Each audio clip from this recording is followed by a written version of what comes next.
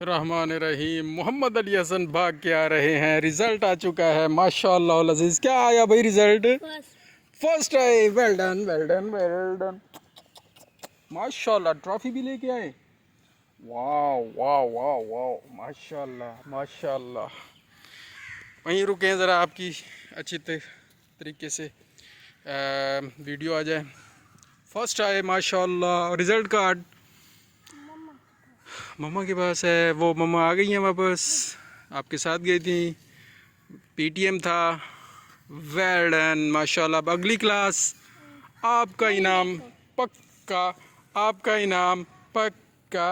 Trophy भी मिल गई और अभी हम आपको इनाम भी देंगे। कितना इनाम आपको कहा था अगर फर्स्ट आए तो? ऊंची आवाज़ में। 1000 रुपये। हाँ ज़रा पीछे हूँ। ये निकालें इसमें से, ये मुझे दे दें। 1000 रुपया निकालें। माशाल्लाह हम अपना वादा पूरा करते हैं अल्लाह ताला के फजल करम से। माशाल्लाह अच्छी चीज़ें लेना, ठीक है, ज़रूरत की चीज़ें लेना। लो जी माशाल्लाह मोहम्मद अली हसन अगली क्लास में शिफ्ट हो चुके हैं। अभी तो ये स्टार्ट हुआ है, इंशाल्लाह पार्टी तो अभी शुरू हुई है।